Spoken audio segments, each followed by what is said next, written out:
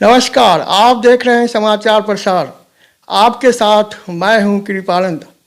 आज चर्चा का विषय है हिंदू पत्नी का भरण पोषण।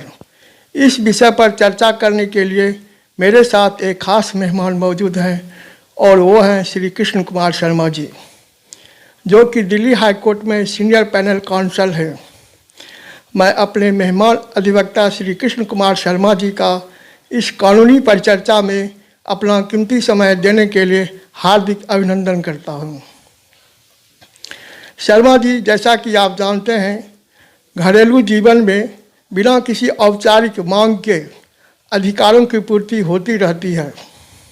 साधारणतया पति अपने परिवार का मुखिया होता है और अपने परिवार के लिए जीविकोपार्जन करता है, अपने परिवार का भरण पोषण करता है। लेकिन आजकल पति पत्नी दोनों कमाते हैं। किसी घर में पति तो किसी घर में पत्नी, या दोनों मिलकर अपने परिवार का भरण पोषण करते हैं। पति पत्नी के बीच अनबन होना, मनमुटाव होना या किसी बात को लेकर झगड़ा होना स्वाभाविक है। लेकिन कभी कभी बात इतनी बिगड़ जाती है कि पति पत्नी के बीच तलाक की नौबत भी आ जाती है। मामला कोर्ट कचहरी तक पहुंच जाता है। पत्नी अपने भरण पोषण के लिए कोर्ट का दरवाज़ा खटखटाने चली जाती है। शर्मा जी, हिंदू पति पत्नी के बीच भरण पोषण को लेकर हमारे मन में बहुत सारे सवाल हैं और उसका सटीक जवाब आपके माध्यम से हम अपने दर्शकों के साथ साझा करने चाहते हैं। पार्ट 1 वीडियो में 5 बेसिक सवाल हैं और पार्ट 2 वीडियो में 6 बेसिक सवाल रखे गए हैं। वीडियो ज़्यादा लंबा न हो, इसलिए पार्ट 1 एवं पार्ट 2 वीडियो बनाया गया है। फिलहाल आप पार्ट 1 वीडियो देख रहे हैं। शर्मा जी, आप हमारे दर्शकों के बीच काफ़ी लोकप्रिय हो रहे हैं। हमारे दर्शकों ने आपके वीडियो को काफ़ी लाइक किया है। आपके वीडियो पर काफ़ी व्यूज़ और कमेंट आए हैं। दर्शकों ने कमेंट बॉक्स में अपनी समस्याएं भी लिखे हैं और उसका उचित समाधान करने की आपने पूरी कोशिश भी की है। शर्मा जी, आगे आपसे कोई सवाल करूं, इससे पहले हमारे दर्शकों को बताइए कि आप अपनी वकालती सफ़र की शुरुआत कब और कैसे की। वर्तमान में आप दिल्ली हाई कोर्ट में सीनियर पैनल काउंसिल हैं, तो यहां तक पहुंचने में आपको कितना संघर्ष करना पड़ा? कृपानंद जी, जैसे आपने मेरे से पूछा है कि मैंने वकालत की शुरुआत कैसे की, तो वकालत की शुरुआत मैंने अलीगढ़ से की थी और मेरा जो एनरोलमेंट था वो 20 जुलाई 2001 को उत्तर प्रदेश बार काउंसिल में हुआ। लेकिन उसके पश्चात मैं दिल्ली शिफ्ट हो गया और मैंने यहाँ दिल्ली में प्रैक्टिस शुरू की और शुरुआती दौर में मैंने 30 यारी से अपनी प्रैक्टिस शुरू करते हुए और अब हाई कोर्ट तक का सफ़र तय किया है और लगभग 21 साल की प्रैक्टिस करने के बाद अब मैं सीनियर पैनल काउंसिल भारत सरकार का दिल्ली हाई कोर्ट में नियुक्त हुआ हूँ।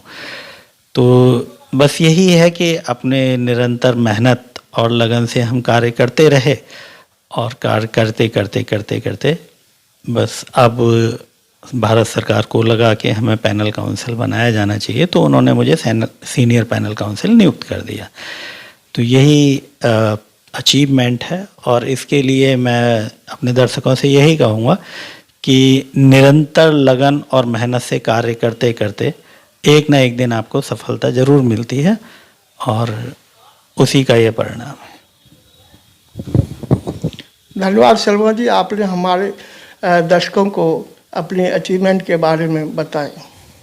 शर्मा जी, भरण पोषण में किन बातों का क्लेम किया जाता है?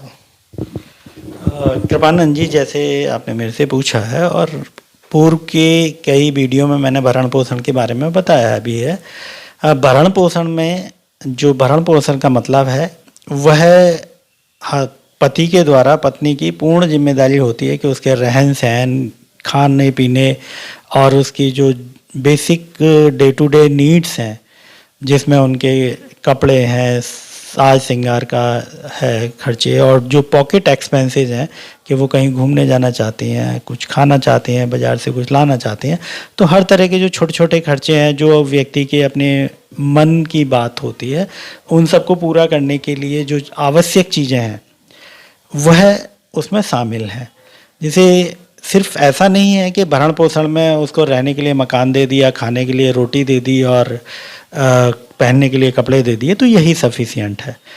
अब सम टाइम ऐसा होता है कि व्यक्ति जब रह रहा है तो कभी उसको बाज़ार में घूमने जाना है, कभी हो सकता है कि उसका मन करे मूवी देखने का, कभी हो सकता है कि किसी और चीज़ का मन करे, तो उन चीज़ों को भी जो आवश्यक है, ये नहीं कि जो लग्जरी लाइफ है, जो आवश्यक है एक ह्यूमन बीइंग के लिए, वह सभी संसाधनों को जुटाने के लिए जो चीज़ें जो खर्चे आते हैं वह सब भरण पोषण में शामिल हैं।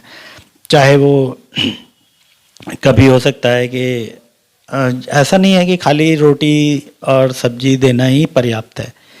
कभी हो सकता है कि व्यक्ति किसी रेस्टोरेंट में खाना खाने भी जाना चाहता है, हो सकता है कहीं घूमने भी जाना चाहता है, तो वो घूमने जाने के लिए भी उसको एक पर्याप्त मात्रा में जो खर्चे मिलें तो वह सब उस भरण पोषण में शामिल होते हैं। तो उन सब के लिए जो भी उसके आउट ऑफ पॉकेट एक्सपेंसेस हैं वो सब उसमें शामिल रहेंगे। शर्मा जी, किस परिस्थिति में पत्नी अपने पति से भरण पोषण का क्लेम करती है?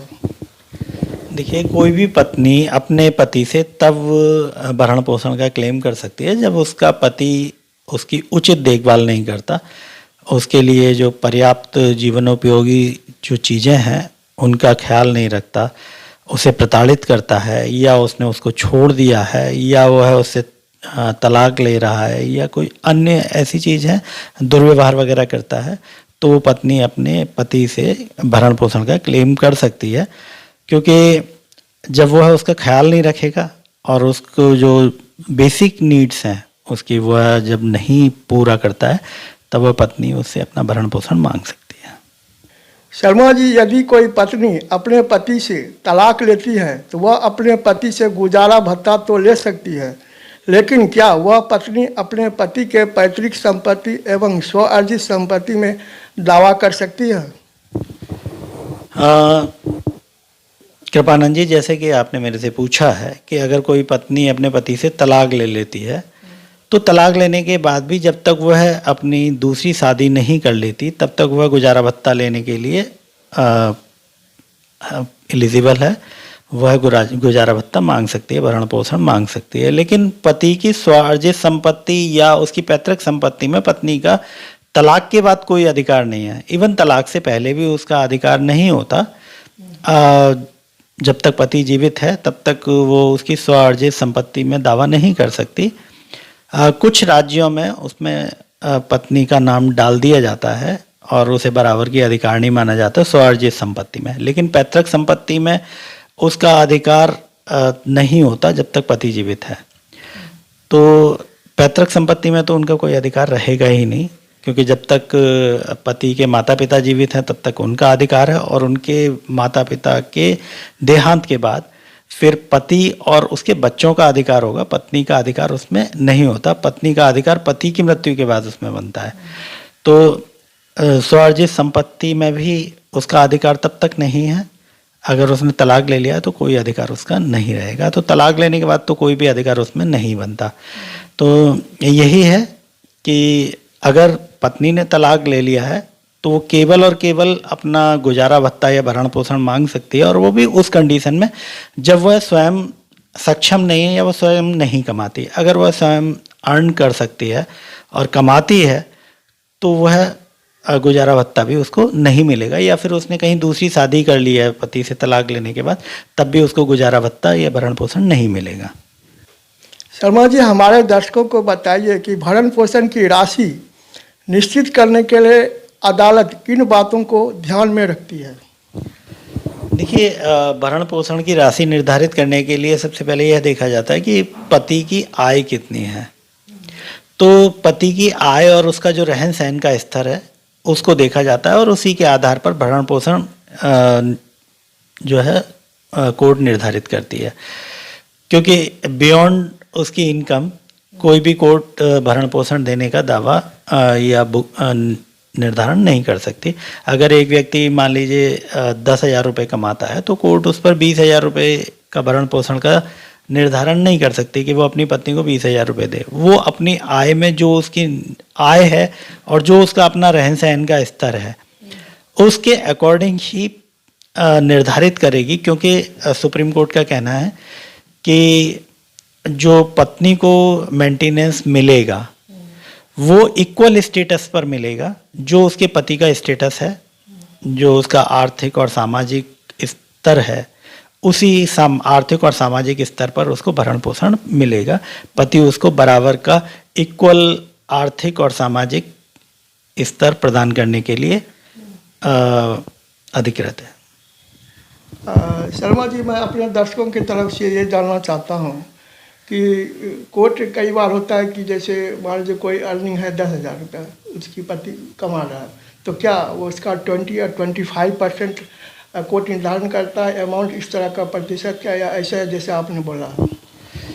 नहीं, देखिए, जो मैंने आपको कहा कि इक्वल स्टेटस की डिमांड करते हैं, बात करती है कोर्ट, तो इक्वल स्टेटस में भी ऐसा है कि कई बार जैसे मान लीजिए पति की इनकम 10,000 रुपये है, तो उसमें एक पार्ट ऐसा होता है कि जो पति की अपनी बेसिक ज़रूरतों को पूरा करने के लिए, जैसे उसके अपने पॉकेट एक्सपेंसेस हैं, उनके लिए वो रख लेती है, मतलब अलग कर देती है। मान लीजिए जैसे अगर एक व्यक्ति है, उसको तनख्वाह 10,000 रुपये मिलती है, तो ऐसा नहीं है कि वो 10,000 रुपये उसके पूरी की पूरी बचत है। उस 10,000 रुपये को कमाने के लिए भी उसको कुछ खर्च करना पड़ता है। मान लीजिए जैसे वो अपना ऑफिस जा रहा है, तो ऑफिस के लिए कन्वींस का खर्चा है और अन्य खर्चे हैं, तो वह एक पॉकेट एक्सपेंसेस जो हैं वो उनको अलग कर लेती है। तो वो 1/3 मानकर चलती है कोर्ट के 1/3 व्यक्ति जो है अपने ऊपर खर्च करता है, और जो उसके बाद शेष बचता है उसमें वो इक्वल स्टेटस की बात करेंगे कि वहाँ उसको इक्वल स्टेटस मिलना चाहिए। पति का एक हिस्सा रखा जाता है, उसे 1/3 उसके अपने खर्चे मान लिए जाएंगे, लेकिन उसमें भी बहुत सारी चीज़ें डिपेंड करती हैं। मान लीजिए पति के माता पिता हैं, उनका भी अगर पति भरण पोषण कर रहा है, या बच्चे भी हैं, तो बच्चों का भरण पोषण करते हुए समय भी कई बार ऐसा होता है कि पत्नी बच्चों को भी छोड़ देती है, पति ही बच्चों का ध्यान रख रहा है। तो ऐसी कंडीशन में जितने लोग हैं उनमें एक हिस्सा पति का जोड़ के उसको डिवाइड करके पत्नी को भरण पोषण मिलेगा, उसका एक हिस्सा उसको मिलेगा। मान लीजिए जैसे एक पत्नी है, 2 बच्चे हैं और 2 माँ बाप हैं, तो टोटल मिला के पत्नी, 2 बच्चे 3 और 2 माँ बाप 5 और एक पति 6, तो एक 7 हिस्से बनेंगे। 7 में से 2 हिस्से पति के हो जाएंगे और बाकी के जो एक हिस्सा है वो उन बच्चों के और माँ बाप के हिस्सों में चला जाएगा।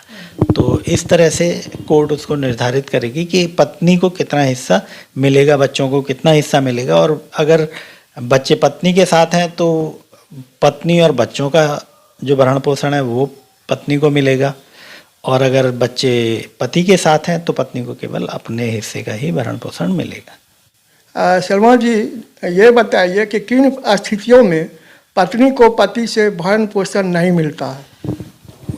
देखिए, जैसे मैंने आपको पूर्व के सवाल में भी कहा जवाब में कि जहाँ पत्नी खुद अर्न कर रही है, पत्नी पति को छोड़कर किसी अन्य पुरुष के साथ अनैतिक संबंधों में रह रही है, तब भी वह भरण पोषण की उत्तराधिकारी नहीं है, या और उसने कहीं और दूसरी जगह शादी कर लिया तब भी वह उसकी अधिकारी नहीं है।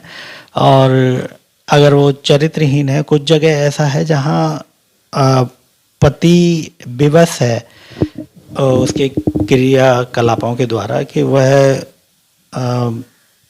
खुद अपने पति का ध्यान नहीं रखती है और किसी अन्य पुरुष के साथ अनैतिक संबंधों में है या कोई और चीज़ है, इस तरह की चीज़ें हैं, तो वो वहाँ पर वो पति उसको भरण पोषण नहीं देगा, कोर्ट उसके लिए निर्धारित नहीं करेगी।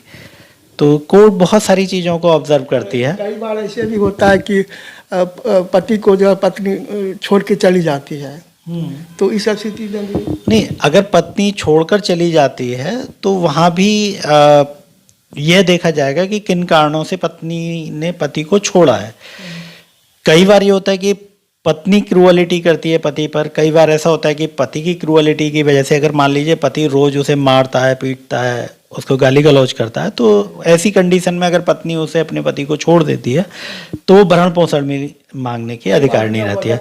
लेकिन कई बार बिना वजह अगर वो छोड़ रही है तो फिर वो भरण पोषण नहीं ले सकती। जैसे मैंने बताया, मान लीजिए कई बार प्रेम प्रसंगों के चलते उसने छोड़ दिया है या किसी अन्य वजह से उसको छोड़ दिया। नॉर्मली यही होता है कि जब पत्नी का किसी अन्य व्यक्ति के साथ, पुरुष के साथ संबंध होते हैं तो वो अपने पति को छोड़ देती है, उसका ख्याल नहीं रखती, उसका ध्यान नहीं रखती, तो ऐसी स्थिति में भरण पोषण नहीं मिलेगा। अगर उसने बिना किसी वजह के, बिना किसी बात के पति को छोड़ दिया है तब भी वह भरण पोषण के लिए अधिकारी नहीं है। लेकिन अगर पति ने उसको प्रताड़ित किया है, जिसकी वजह से उसने पति को छोड़ा है, तो वह भरण पोषण मांग सकती है। अब कानूनी परिचर्चा को हम यहीं समाप्त करते हैं। शर्मा जी, आपने हमारे दर्शकों को बहुत ही अच्छी कानूनी सलाह उपलब्ध करवाई, इसके लिए आपको बहुत बहुत धन्यवाद।